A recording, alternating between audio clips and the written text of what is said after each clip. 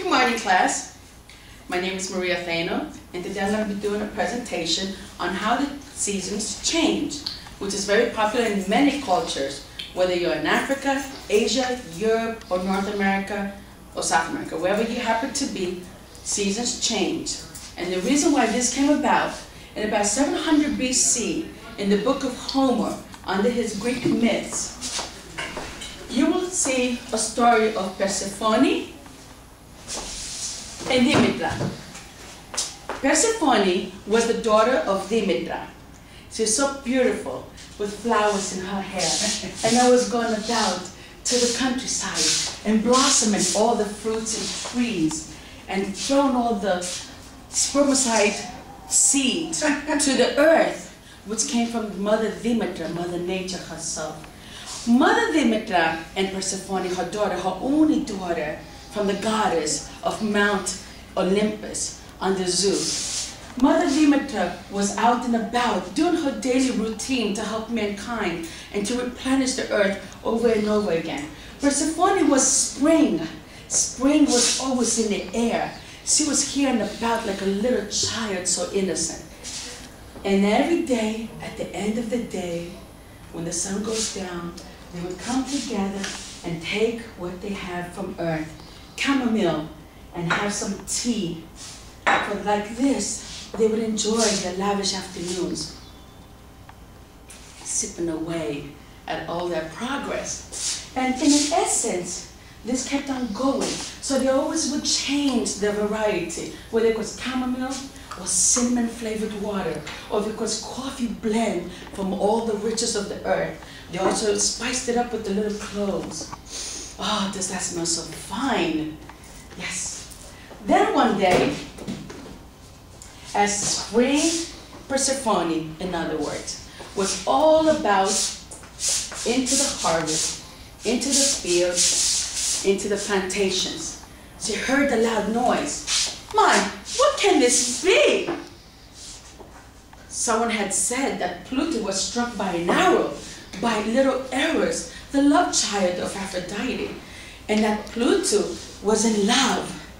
And he only looked upon, as he came out of the underworld of the earth, he looked upon for Persephone, how beautiful thou. And then he thought, why not take her? She will be my goddess queen in the underworld. So, as Pluto comes by with his chariot and horses, he takes Persephone and goes off away, off away.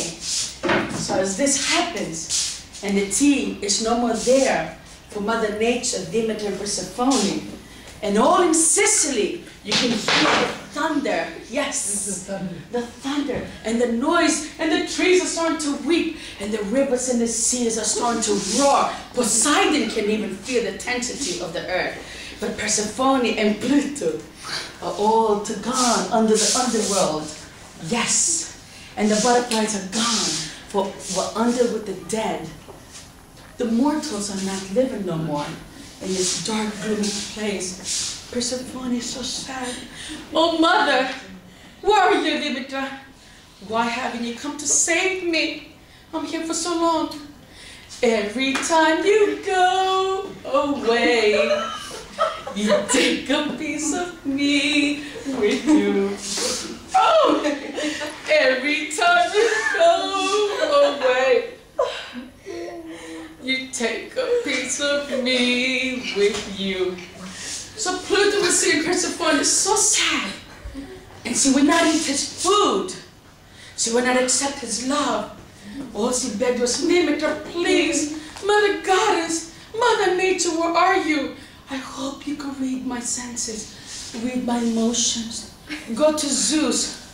So then Zeus said one day, okay, I cannot have the mortals on earth suffer with no feed, no grain. The earth was ravaged. It was being destroyed. Nothing was growing. The trees were crying. Bearless fruit trees. So then, as these trees were just dying and people were starting to see the destruction and wars and Greek columns were being destroyed, then Hermes, the messenger god, said, Demeter, your daughter Persephone is with Pluto, and I will see what I can do. So he goes down to the underworld, messenger, Hermes. He flies down. He sees Persephone. Persephone, I am here by God Zeus to save you, bring you back up to earth, so the people can live, the masses on the world.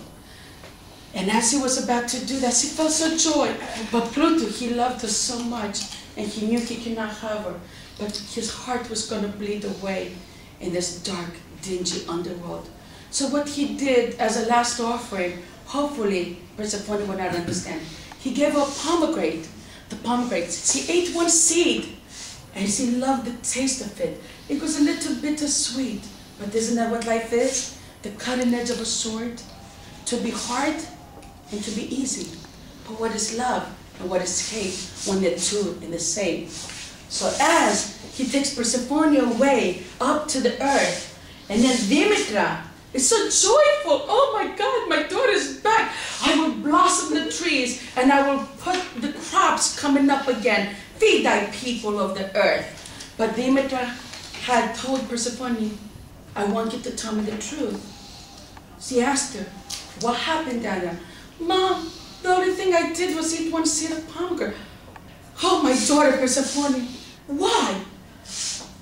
But I thought it was okay. It was a fruit from the earth. But it's the underground fruit. Don't you see this, Persephone? Because of this now, I cannot have you forever, the whole earth. This is how it will be under God Zeus and the Olympian gods. You will spend 6 months underground in the underworld and 6 months above. In other words, when September comes, we have harvest. We pick the last of our fruit and grains to feed our bodies so they could be nutritious. But then, as we go into winter, that means you are going down in the underworld. So then, Pluto will be happy as well.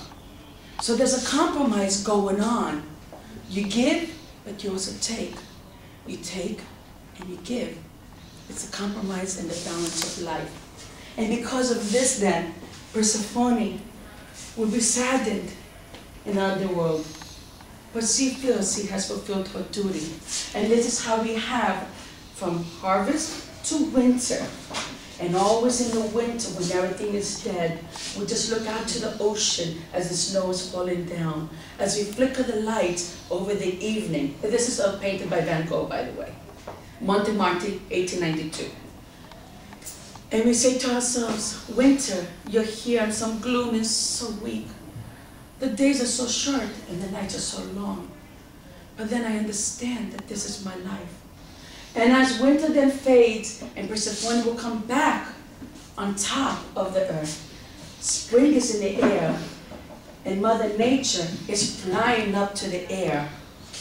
We have the farmers and the people putting grain and the trees are all green again. And you notice that Mother Nature is in bloom. For then we have summer, those hot, blissful days. We could dream all night and all day long.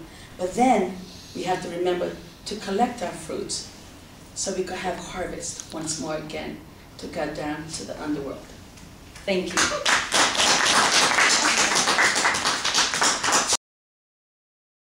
Pasquale. Okay. Pasquale. Go. This is my professor, De Pasquale. He teaches children's literature at Middlesex County College. We are doing different myths, different fables, and fairy tales to enliven the imagination of children in today's society and schools all around America. Because without children's literature, how can we make the children be mesmerized or inspired to read? This is a way, in a way, a good deed, if we all take the chance and go back in our childhood times and do the right for education by bringing mythology and fairy tales. Yes, we could dream to be princesses. We could dream about things because without dreams, we are nothing. Thank you. Maria Thanos at Middlesex County College, 2012, February 25th. Thank you.